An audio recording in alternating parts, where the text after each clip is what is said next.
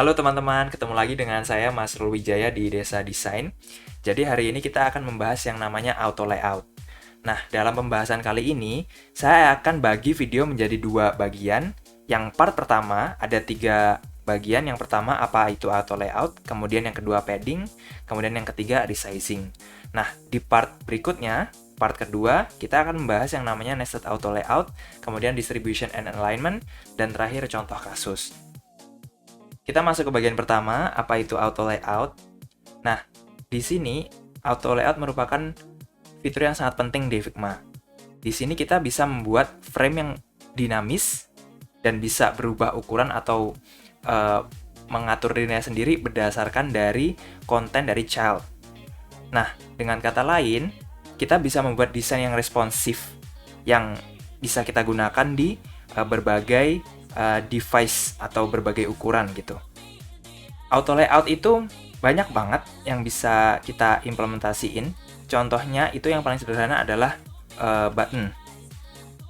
Nah, bisa kalian lihat di sini misalkan Hi, I'm a button.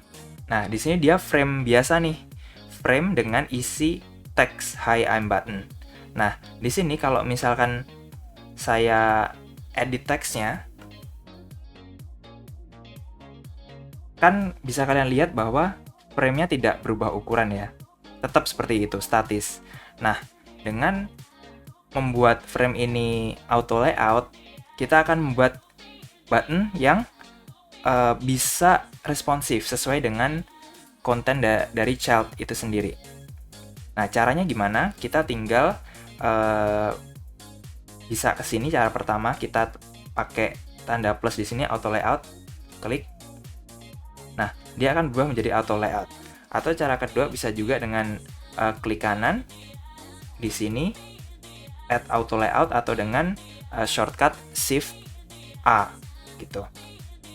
Kalau misalnya auto layout sudah ditambahkan, icon frame yang biasanya hashtag akan berubah menjadi bentuk seperti ini, persegi, ada dua kayak gini.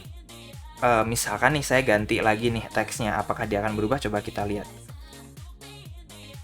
Nah, seperti kalian lihat, ukuran frame akan berubah sesuai dengan konten yang kita masukkan di dalamnya, kayak gitu.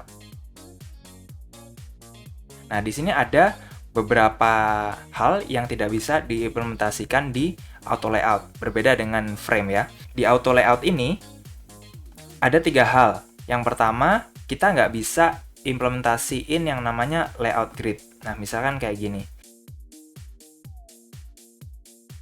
Kita kalau misalkan di frame biasa, kita bisa nambahin yang namanya layout grid kayak gini, yang berupa grid kolom atau row atau yang kotak-kotak. Nah, di auto layout kita nggak bisa ngasih itu. Itu yang pertama. Kemudian yang kedua, di auto layout kita nggak bisa nambahin constraints, karena untuk mengatur alignment dan distributionnya ada sendiri. Jadi constraints itu nggak berlaku. Kemudian yang ketiga, ada smart selection. Smart selection di auto layout juga nggak berlaku. Nah, smart selection itu apa? Jadi misalnya kayak gini, saya punya 6 shape. Nah, ini saya klik semua. Nah, kalian akan lihat ada buletan pink sama garis pink di sini. Nah, di sini saya bisa nih buat dia punya ukuran yang atau jarak yang uniform antar shape-nya dengan tinggal menggeser seperti ini. Nah, ini namanya smart selection. Nah, ini juga nggak berlaku di auto layout karena ada settingannya sendiri. Kemudian di auto layout itu sebenarnya terdiri dari dua direction atau arah. Itu ada horizontal sama vertikal. Nah, yang pertama kita bisa cek di sini, misalkan ada 3 elemen, ada foto, teks, kemudian button di sini. Nah, kalau misalkan saya klik semuanya atau seleksi semuanya, ini kan horizontal ya. Nah, kalau misalkan saya add auto layout, dia akan menyusun dirinya secara horizontal kayak gini. Karena defaultnya dia horizontal. Sedangkan yang kedua kayak di sini, dia susunannya kan atas dan bawah ya. Kalau misalkan saya kasih auto layout, Nah, dia akan posisinya ke bawah. Nah, itu bisa dilihat di sini. Ini dia arahnya vertical direction, sedangkan yang ini arahnya horizontal direction. Nah, ini bisa diganti, tinggal diklik aja, misal kayak gini, dia jadi berubah. Ini juga, kalau misalnya diklik bisa berubah juga. Nah, jadi Figma akan membuat auto layout direction itu sesuai dengan posisi objek yang kalian pilih secara otomatis. Kita masuk ke bagian kedua, yaitu padding. Nah, apa itu padding? Padding itu adalah white space yang mengelilingi child object di dalam parent frame. Jadi misalkan di sini saya punya button, ya kan, ada teks di dalamnya. Nah, di sini ada white space yang jaraknya adalah 50 pixel, yang semuanya sama ya. Nah, ini dinamakan padding. Di sini auto layout memfasilitasi kita untuk mengatur padding itu di sini. Kita bisa masukkan misalkan jadi lebih besar lagi, jadi 70 itu bisa kayak gini, atau jadi lebih kecil misalnya jadi 20. Kita juga bisa bikin padding antar arah itu berbeda, atau yang namanya individual paddingnya bisa berbeda. Misalkan di sini kalian pengen bikin checkbox kayak gini ya, yang ada 3 item yang di dalam groceries itu agak indent atau masuk ke dalam. Ini bisa kalian lihat masing-masing adalah auto layout list. Di sini auto layout list yang parent frame-nya itu auto layout secara vertikal. Kemudian di sini masing-masing itemnya ada to do frame yang dia auto layout secara horizontal. Nah, misalkan di sini saya pilih seleksi tiga-tiganya, popcorn, coklat sama kale. Nah, kalian bisa klik di sini, alignment and padding. Nah, misalkan saya pengen sebelah kiri itu masuk agak ke dalam, misalkan 32 pixel misalkan. Nah, bisa kalian lihat dia akan masuk ke samping kanan ya. Dia akan bergerak atau bergeser ke kanan. Bisa berlaku juga misalkan saya pengen dia agak ke bawah. Berarti saya tinggal atur untuk top paddingnya, saya masukin angka di sini jadi 10 misalkan. Nah, dia akan berubah seperti itu.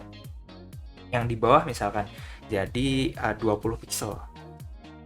Nah, dia akan bergerak sesuai dengan settingan yang kita atur sebelumnya. Kita masuk ke bagian ketiga, yaitu tentang resizing. Di dalam auto layout, masing-masing dari child element bisa kalian apply berbagai property resizing, yaitu yang pertama adalah hug contents, kemudian ada fill container, kemudian ada fix. Hug contents, seperti yang udah kalian pahami, auto layout akan mengatur atau berubah ukuran sesuai dengan dimensi dari child content itu sendiri. Kemudian yang kedua, fill container, itu dia akan resize sesuai dengan ukuran parent frame atau auto layout frame yang paling luar. Kemudian fix, itu udah cukup jelas, fix, jadi kita langsung atur dimensinya berapa dan dia nggak akan berubah, kayak gitu. Nah, di sini ada contohnya, misalnya ada 4 elemen ini yang masing-masing punya resizing property yang berbeda. Yang sebelah paling kiri, hug contents, dia akan berubah sesuai, dalam kasus ini teks, ukuran teks. Kemudian yang kedua, yang warna ungu ini, dia punya property di sini untuk lebarnya dia fix. Di sini bisa kalian lihat di resizing dia fix width. Kemudian untuk vertikalnya dia fill container. Sedangkan di sini yang biru dia fill container untuk horizontalnya, kemudian untuk tingginya adalah dia fix. Nah, sedangkan yang terakhir yang warna kuning dia untuk sumbu X dan sumbu Y semuanya adalah fill container. Coba kita lihat kalau misalkan resize ya semuanya ya. Pertama saya resize satu arah saja ke arah vertikal. Bisa kalian lihat bahwa untuk kontainer warna ungu dan kuning dia akan resize sesuai dengan parent frame-nya ya, parent frame auto layout-nya. Kalau misalnya saya resize ke samping,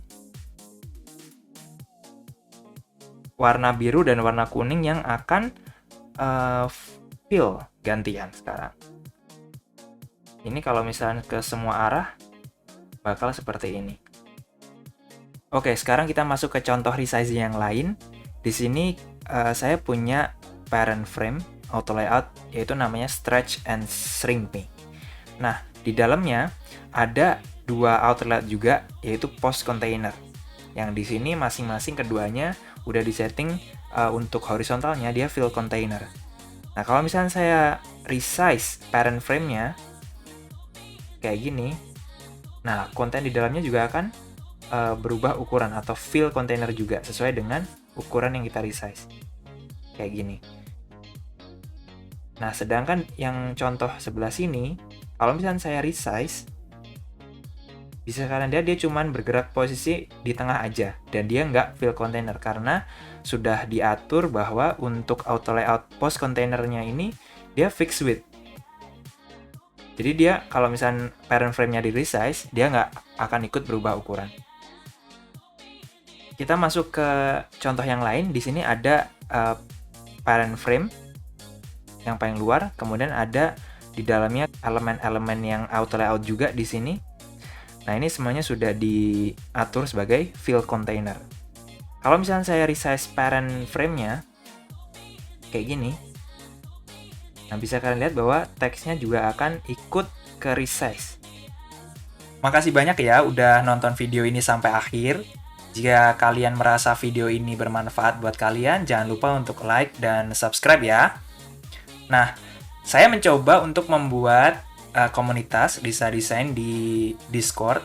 Jadi buat kalian yang berminat untuk join dan pengen gabung, pengen belajar bersama, cek link di description ya. Oke, sampai jumpa di video berikutnya. Bye.